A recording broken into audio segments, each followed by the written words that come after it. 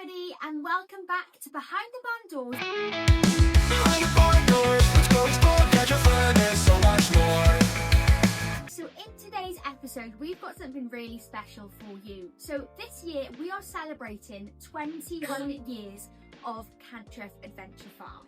So we thought, what better way than take a blast into the past and have a little look at some of the history of Cantref over the 21 years. So today I'm joined with the owners. We've got Farmer Colin and Gwen with us. So we're going to have a little look through some of the photos and memories and have a little bit of a reminiscing episode. Okay, thank you. Welcome everybody. So we've got some photos here to jog our memory of key items that happened along the way of opening and starting the thought process even of starting Cantref Adventure Farm. But the true history of Cantref goes back a lot further than that. Over 65 years, the farm has been developing and diversifying. So maybe we'll leave that for another episode. So today, we're going to look at 21 years of Cantref Adventure Farm. The first image we got here is actually an image of Prince Charles and Reese, our first child, who was 18 months old on the day. And Prince Charles came to visit the farm after foot and mouth disease decimated the countryside, and with the rejuvenation of the countryside, that's what spurred us on and gave us the idea of opening Adventure Farm. We already had the riding centre operating, but with the time that foot and mouth gave us to think about the future and a young family, we decided to look at how else we could diversify the farm, and the idea of an adventure farm came along.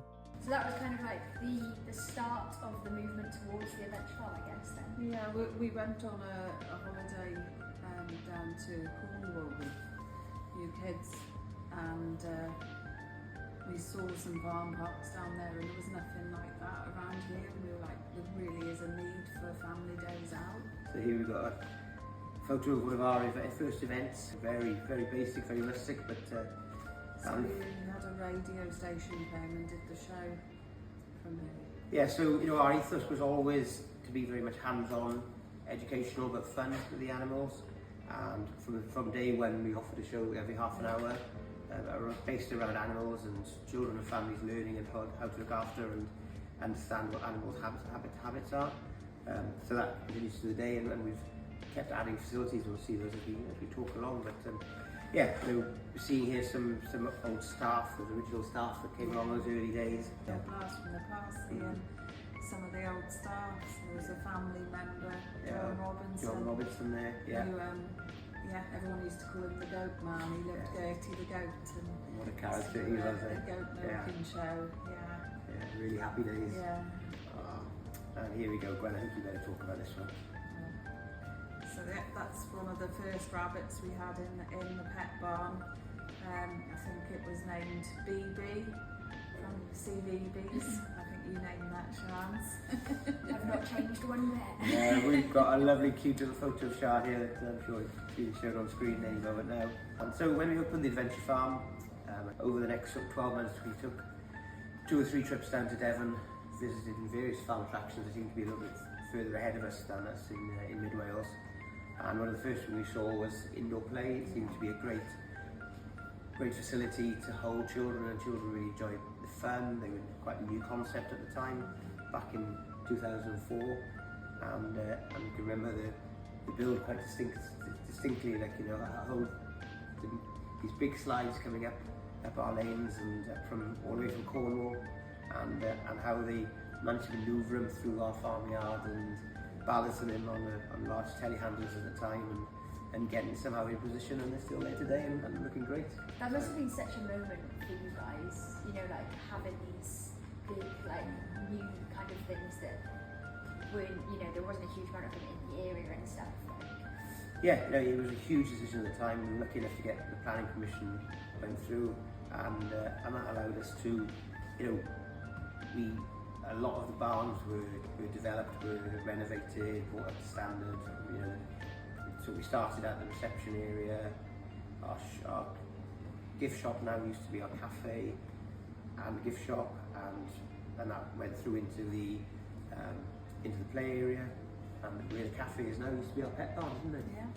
Yeah, okay, so you know, as I said from the start, we had shows every half an hour. One of the first things was racing pigs. Always a great show. It's moved to various locations around the farm and is now home in the middle of our new outdoor animal paddocks. Well, that's a blast from the past. Our original trailer for our traction trailer ride with the lovely artwork. We had Jackie, who used to work in Trekking, who was an artist as well. She did a lot of the artwork, like the dragon in the grey area. Yeah, still there today. And we've done loads of different shows. We Punch and Judy. Punch and Judy shows, and that was Jackie as well. Opened for about 18 months, 2 years, with really not having much idea of how to run an attraction and how we should be measuring ourselves, what we should be providing, what the experience was like for customers. So we went to some conferences, and we came across a gentleman called Tony Sefton, and we sort of, like, Tony brought us sort of scientific thought process to the development of the business model, and so very quickly Tony came down to see us and we engaged him, and I think we were probably one of his first business customers for Vision Access, and he works all around the world now, but he was fundamental in steering us in the direction we've gone and bringing fantastic memories to so many families and children. And this is the photo, the trick of that is the sledge ride, which was one of his first concepts to develop the farm to make it a full day attraction. And that's still my favourite attraction on the farm, going down the sledge. Pretty cool as well to say that you've got the longest sledge ride in Europe at the farm, you know. Not far behind the sledge ride came the swamp ride. It's you know, gone in many guises over the years. You know, we keep developing it. We've planted a lot of trees on it. At one time we had the idea of making it a goat mountain, so goats would go over top of the boats as people were going around.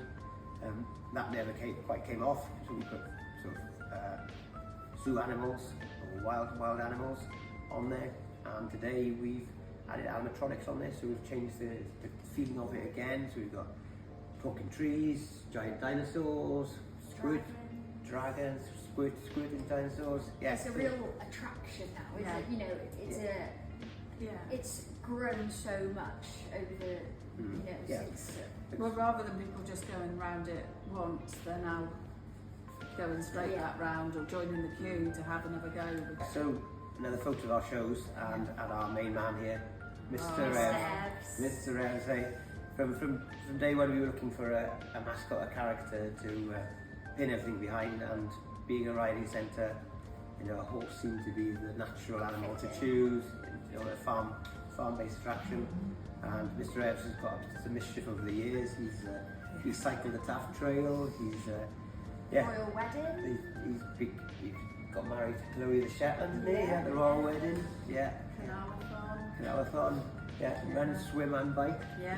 A horse could do that. I think he even came to my school prom photos, so he really has been everywhere. But the children love him, do they? And you know, he does form a central character with everything we do.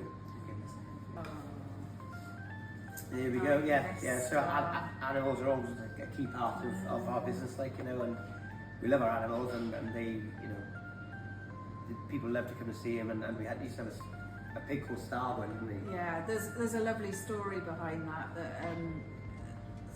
Star, when he was a piglet, the staff would be going past his pen from doing bottle feeding lambs, and there'd be a bit of milk left in the bottle, and he'd start to sit up and beg, so they'd let him have the end of the milk. He learnt to sit and beg. So Star was a big part of the shows, and a famous pig, because he actually got through to the second round of Britain's Got Talent. So he met Ant and Dec. In fact, I think Ant was it was Dec, was a bit scared of him, and I think, didn't he steal Ant's packed lunch? He ate his sandwich. He didn't perform too well on the day. Bit of nerves. The stage lights and everything. I think it was the sandwiches in the wing that was kind of taking his attention a little bit. But that's something that came purely by accident, by, you know, his natural instincts to sort of want some milk and enjoy the taste of the milk, and then sort of learning the tricks to get more milk, and just took a natural step from there, you know.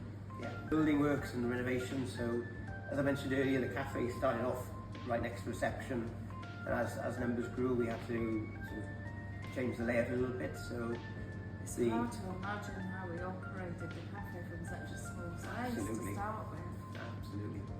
Yeah, so again, we've had many film crews visit us. You know, here's one of S4C, and the ITV News have been on. We've had a lot of Yeah. famous pigs because we had pigs in OK magazine. They went on Antideck Saturday night takeaway at the Taxi the Vamps. Was it for rugby as well? They had them Predicting who was going to win. who was going to win the Yeah. match. Yeah. So 2016, we entered the Farm Attraction Award. I think we actually won the Small Farm Attraction of the Year That was in 2016. I think that was the second time we won the award because we won the Oh, was award it? quite early on. Was it year Right. 2 of the business, I think? So like 2005, and then managed to maintain the standards to deliver in 2016. So yeah, you know, we've been over the years we've been very lucky that because we've attracted so many visitors and have hopefully a good profile standing in the community. We've had the fortunate position to have visits by the royal family, obviously Prince Charles just before the farm park opened. We had Edward here, didn't we? He opened the Edward, indoor soft play area. Yeah, and then more recently we've had Princess Anne who came in 2017 and she was very interested in the writing centre.